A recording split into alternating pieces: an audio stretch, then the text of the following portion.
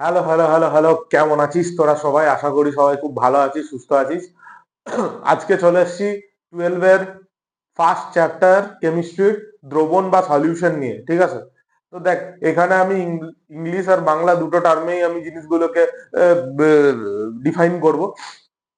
তো এইবার ব্যাপার হচ্ছে যে যেটা সমস্ত ছাত্রছাত্রীদের জন্য সুবিধার হবে। তো এবার এই দ্রবণ, এই চ্যাপ্টারে ফার্স্টে কি কি আছে সেগুলো আমরা একটু জানবো। দেখ, এই চ্যাপ্টারে অনেক কিছুই আছে। প্রথমে তোকে জানতে হবে concentration term. According to NCERT তে যেটা দেয়া আছে সেটাতে তোকে কনসেন্ট্রেশন টার্ম, বিভিন্ন কনসেন্ট্রেশন টার্ম গুলো একবার ঝালানো আছে।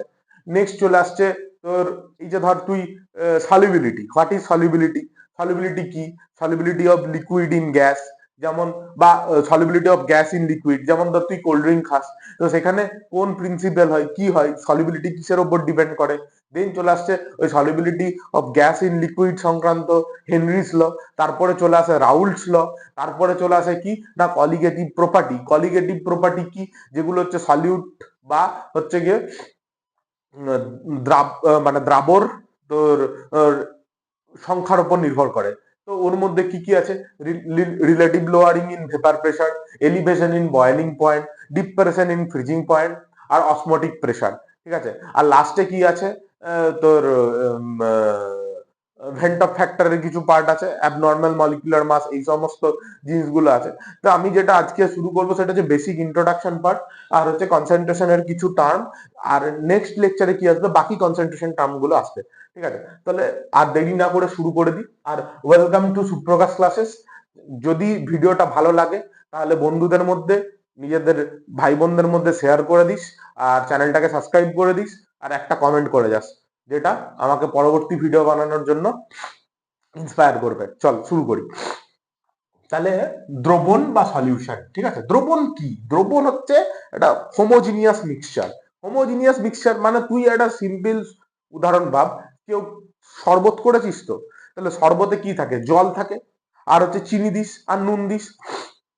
তাহলে তাহলে এখানে জল রয়েছে, কম্পোনেন্ট রয়েছে, আর হচ্ছে চিনি রয়েছে, আর হচ্ছে তোর নুন রয়েছে। তাহলে এইগুলো কি হচ্ছে, অল প্রপোর্শনে। তুই যখন শরবতটা খাস, তুই যদি নিজে বানাস বা তোর বাড়ির দিদি বা মা যদি কেউ বানিয়ে দেয়, তখন দেখবি তারা ওই শরবতটাকে চিনি আর নুন দেওয়ার পরে ওই জলের মধ্যে চিনি আর নুন দেওয়ার পর নাড়তে থাকে, যাতে কি হয়, ওই যে শরবতের মধ্যে থাকা নুন আর চিনি যাতে সম্পূর্ণভাবে ওটার মধ্যে মিশে যায়। তাহলে কি হচ্ছে, দ্রবণ বা সলিউশন হচ্ছে ইজ আ হোমোজিনিয়াস মিক্সচার। এখানে দ্রবণের দুটো কম্পোনেন্ট থাকে, একটা হচ্ছে সলিউট আর একটা হচ্ছে সলভেন্ট। সলিউট থাকে আর কি থাকে, সলভেন্ট থাকে, ঠিক আছে? তাহলে সলিউটকে বাংলায় কি বলে, দ্রাবক। আর সলভেন্টকে কি বলা হয়, দ্রাবক। এবার এমনটা কথা নয় যে সব সময় সলিউটকে সলিডই হতে হবে, ঠিক আছে? সলিউট অনেক সময় লিকুইডও হতে পারে। এবার এই যে দ্রবণ, দ্রবণের মধ্যে দ্রাব আর দ্রাবক, ঠিক আছে, এইটা ডিটারমাইন হয় কিভাবে এটাকে। তাহলে দ্রবণ, ধর তুই যদি শরবত করিস, তাহলে সেখানে কি হচ্ছে, জলটা তুই বেশি নিস, 1 গ্লাস জল নিস, তাতে হয়তো 1 চামচ চিনি আর আধা চামচ নুন নিস, তাহলে কি হচ্ছে, দ্রাবক বা সলিউট। তাহলে ওখানে কি কম পরিমাণে থাকে, আর সলভেন্ট বা দ্রাবক এটা কি থাকে, বেশি পরিমাণে থাকে। সেরকম ধর, যদি আমি দুটো লিকুইড নিই, যেমন ধর ইথানল আর ওয়াটার, তাহলে ইথানল আর ওয়াটার এখানে কিন্তু দুটো কমপ্লিটলি মিশে যায়, কিন্তু ফেনল ওয়াটার কিন্তু কমপ্লিটলি মেশে না। ওর জন্য একটা ক্রিটিক্যাল টেম্পারেচার হয়, ওই টেম্পারেচারে ফেনল আর ওয়াটার কমপ্লিটলি মিশতে পারে, তার আগে পর্যন্ত টেম্পারেচারে মিশতে পারে না।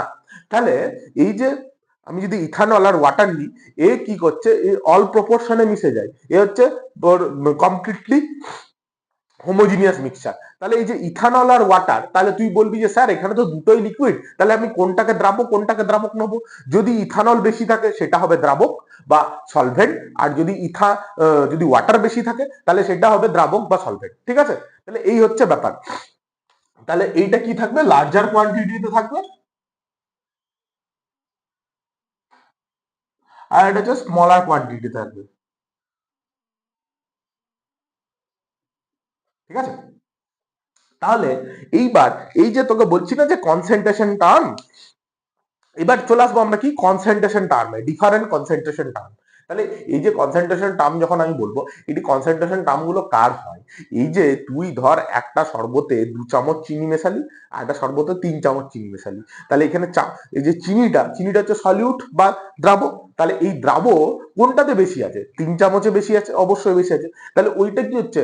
আরো গাঢ় হচ্ছে বা কনসেন্ট্রেশন হচ্ছে, কনসেন্ট্রেটেড হচ্ছে। আর যেটাতে 2 চামচ সেটাতে কি হচ্ছে? সলিউট পার্টিকেল কম আছে, তাহলে সেটা কম গাঢ় হচ্ছে বা লঘু দ্রবণ হচ্ছে বা ডাইলিউটেড সলিউশন হচ্ছে। তাহলে এইভাবে আমি কি করতে পারি? বিভিন্ন কনসেন্ট্রেশন টার্ম আমি বের করতে পারি। ধর একটা সলিউশনকে আমি অনেক ভাবে প্রকাশ করতে পারি, ঠিক আছে? ধর তোকে বলেছে যে 0.1 মোলার NaOH সলিউশন, ঠিক আছে? তাহলে এখানে ভলিউম কি আছে? ধর 500 ml দিয়েছে, ঠিক আছে? 500 ml 0.1 মোলার NaOH সলিউশন, বা ধর দিয়েছে 500 ml 0.1 নর্মাল NaOH সলিউশন, ঠিক আছে? তাহলে আমি এইটাকে অনেক ভাবে প্রকাশ করতে পারি।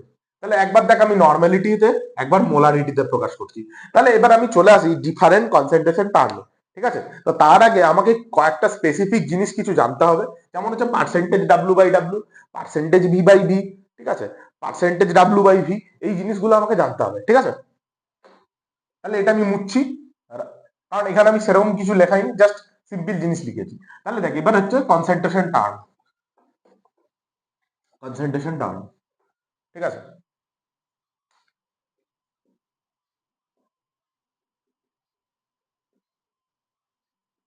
তাহলে ফার্স্ট কি আসবে? Percentage W/W। তাহলে এটাকে আমি কি বলতে পারি? পার্সেন্টেজ মাস বাই মাস। তাহলে এখানে সিম্পল জিনিস কি হবে যে এক্স গ্রাম অফ সলিউট মানে দ্রাবক, ঠিক আছে, present in 100 gram of solution. এটা ভালো করে মাথায় রাখবি। এই যে এখানে সলিউশন বলেছি, 100 গ্রাম সলিউশনে 10 গ্রাম দ্রাবক আছে, ঠিক আছে? এই সলিউশনের বাংলা কি? দ্রবণ। হুম, তাহলে পার্সেন্টেজ V/V কি? তাহলে V/V তাহলে কি হবে? এক্স ml অফ সলিউট বা দ্রাবক, ঠিক আছে, present in 100 ml of solution, ঠিক আছে? তাহলে 100 ml সলিউশনে কি আছে? 10 মানে এক্স ml তোর সলিউট আছে, ঠিক আছে? তাহলে পার্সেন্টেজ W/V কি? পার্সেন্টেজ W/V কি? X gram of solute present in 100 ml of solution. দেখ এই কথাগুলো যদি তোর মধ্যে ক্লিয়ার থাকে, তাহলে কি হবে? তোর অঙ্ক করতে সুবিধা হবে। এটা পরে আমি জিনিসটা বোঝাবো তোকে, ঠিক আছে? এই যে এইটা হলো, তাহলে এইটা তোরা একটু ছেপে নে। তাহলে আমি কয়েকটা এক্সাম্পল দেবো, তাহলে তুই সেগুলো লিখবি, ঠিক আছে? এটা ছেপে নে, মুচ্ছি, ঠিক আছে? তাহলে ধর তোকে দিয়েছে 10% মাস বাই মাস আর W/W, mass by mass or 10% W/W, ঠিক আছে? তাহলে এইটার মানে কি? তাহলে কি হচ্ছে? 10 গ্রাম অফ সলিউট, তাই না? 10 gram of solute present in 100 gram of solution, ঠিক আছে? তাহলে 10 gram of solute present in 100 gram of solution. বোঝা গেল? তাহলে এই 10% V/V তোরা করে নিবি, নিজেরা লিখবি। 10% W/V, এই জিনিসগুলো তোরা নিজেরা লিখবি, তাহলে সুবিধা হবে। তাহলে এই পার্টটা আমি এবার মুছছি। এবার আমি আসছি মেইন যেটা জিনিস, সেটা হচ্ছে মোলারিটিতে। দেখ এই মোলালিটি আর হচ্ছে নর্মালিটি, ঠিক আছে? এতে মানুষজনের খুব ধারণা ভুলভাল থাকে। সিম্পল ইউনিট দেখবি, আর হচ্ছে অত ফর্মুলা মনে রাখার দরকার নেই। মোলারিটিতে আমি 2টো ফর্মুলা বলবো, ওই 2টো ফর্মুলা দিয়ে সব হয়ে যাবে, ঠিক আছে? কারণ দেখ যত তুই ফর্মুলা মনে রাখবি, তোর মাথায় হেডেক বেশি হবে। হ্যাঁ, এবার ধর, এবার এটাকে আমি মুছছি, ঠিক আছে?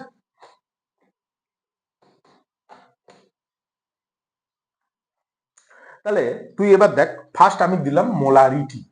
মোলারিটি মোলারিটি কি? তাহলে number of mole of solute present in 1 litre solution. ঠিক আছে, তাহলে তুই বল, এবার মোল বের করানো আশা করি তুই ইয়েতে পড়েছিস, তোর আমাদের ক্লাস 11-এ। তাও একবার বলে দিচ্ছি, নাম্বার অফ মোল কি করে বের করে? মাস আপন মোলার মাস, মানে গিভেন মাস আপন মোলার মাস। আর হচ্ছে গিয়ে নাম্বার অফ মোল কি করে বের করে? নাম্বার অফ মলিকিউল আর অ্যাটম, যা বলবি। আপন হচ্ছে গিয়ে Avogadro number. Number of mole আর কি কি করে বের করে? ভলিউম ইন লিটার আপন 22.4 লিটার। এটা কিসে হয়? এসটিপি তে। ঠিক আছে, তাহলে এইভাবেই বেসিক্যালি আমরা এই কয়েকটা জিনিস দিয়েই তো নাম্বার অফ মোল বের করতে পারি। তাহলে এইবার তুই বল, ছেপে নিলে ছেপে নিতে পারিস। ঠিক আছে, তাহলে এই মোলারিটিকে আমি কিভাবে এক্সপ্রেস করব হচ্ছে, মোলারিটিকে বড় এম দেবো। তাহলে কি লিখবো? Number of mole of solute.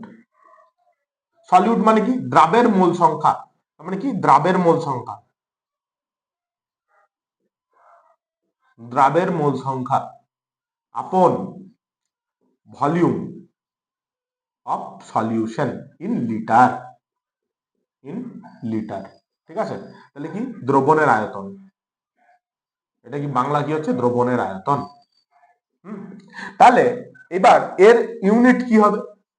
Unit হবে মোল পার লিটার। তাহলে এই যে ভলিউমটা, এই ভলিউমটা কার? সলিউশন বা দ্রবণের আয়তন। তাহলে তুই বলবি যে স্যার, এই যে আপনি এই ফর্মুলাটা লেখালেন, তাহলে একটা অ্যাপ্লাই করে দেখান। ঠিক আছে, এর পরবর্তী ভিডিওতে আমি ভালো ভালো তোর এই কনসেন্ট্রেশন টার্মের উপর ভালো ভালো কোশ্চেন নিয়ে আসবো। ঠিক আছে, তাহলে এবার দেখ, এই যে মোলারিটি, ধর এইটা তোরা ছেপে নে। ঠিক আছে, হয়েছে 1 2 3।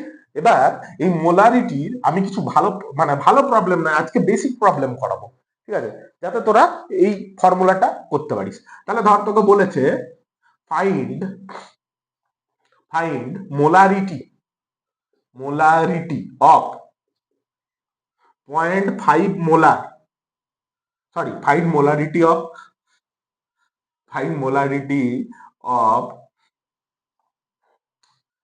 80 গ্রাম NaOH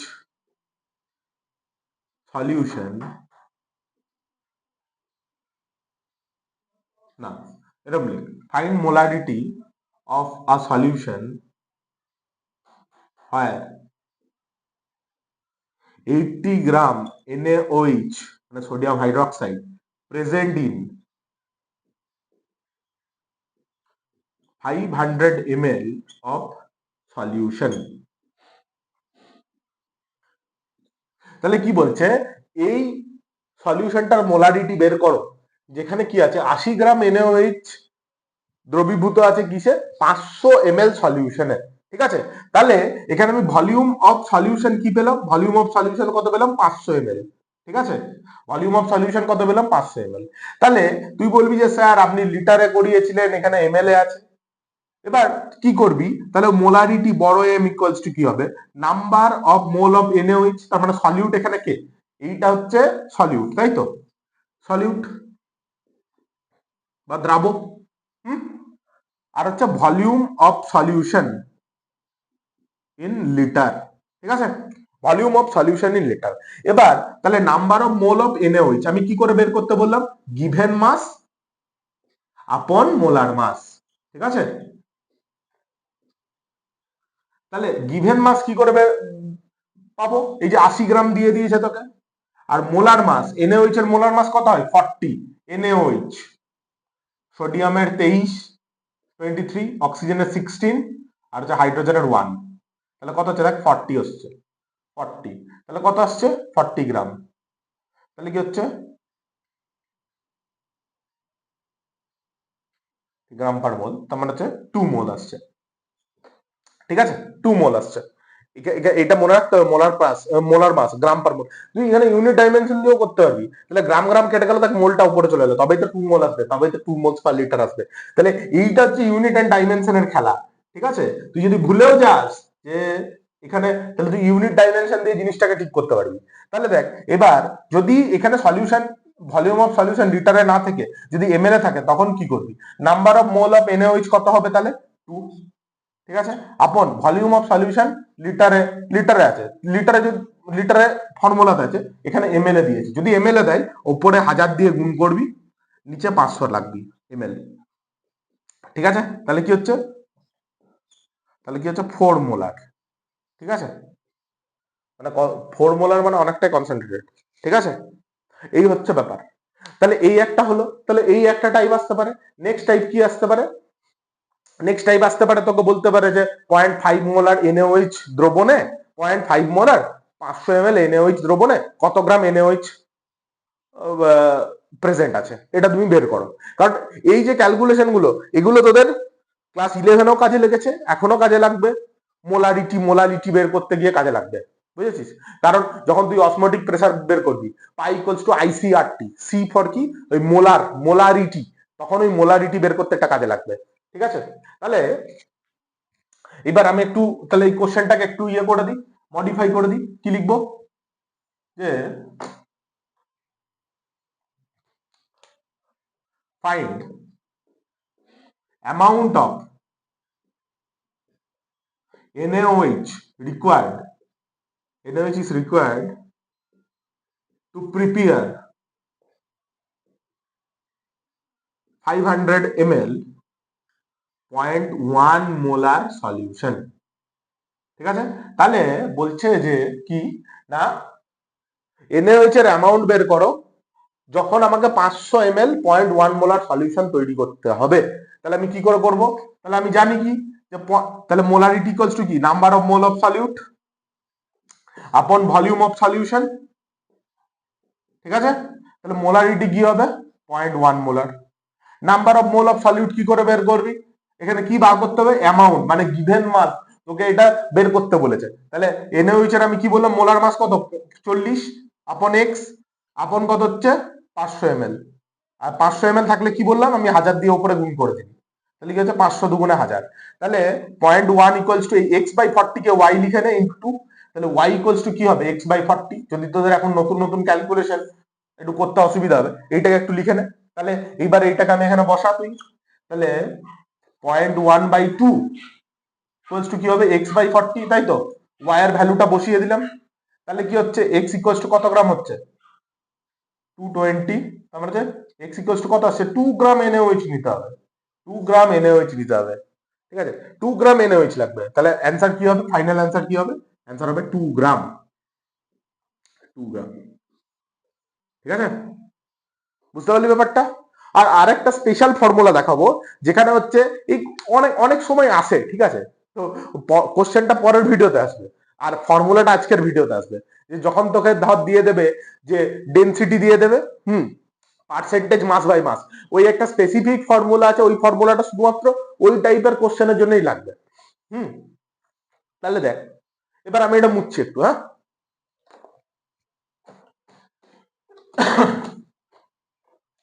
যদি তো দেয়া থাকে যে, ধর দিয়েছে কোশ্চেন, দেখ কোশ্চেনের ইয়েটা দেখ, সেই অনুযায়ী ধর x% W/W H2SO4 present in a solution having a density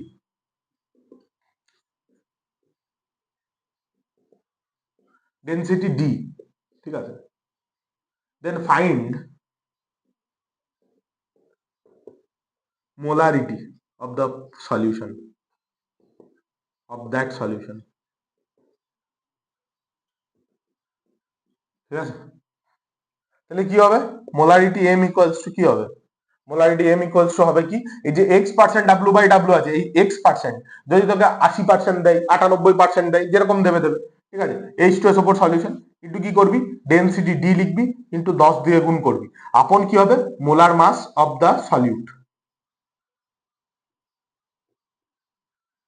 তাহলে এইখানে ধর সলিউটটা কি দিয়েছে, সলিউটটা H2SO4 দিয়েছে, তাহলে H2SO4 এর মোলার মাস 98 লিখে দিবি, তাহলে যে পার্সেন্টেজ দেবে, ঠিক আছে, তো সেই অনুযায়ী মোলারিটি হবে। এইটা হচ্ছে একটা স্পেশাল ফর্মুলা, এটা অনেক সময় প্রিভিয়াস ইয়ারে এসছে, নিট যেইতে এসছে, তো এই জন্য এই কোশ্চেনটা দেখ, এইটা দুটো ফর্ম হয়, একটা হচ্ছে H2SO4 দিয়ে আর একটা হচ্ছে HCl দিয়ে, ঠিক আছে।